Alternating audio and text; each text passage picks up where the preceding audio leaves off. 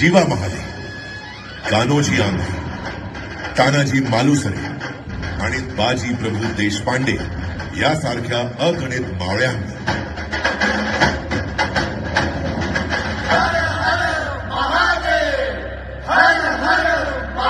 रायगडावर झाली अभूतपूर्व तयारी.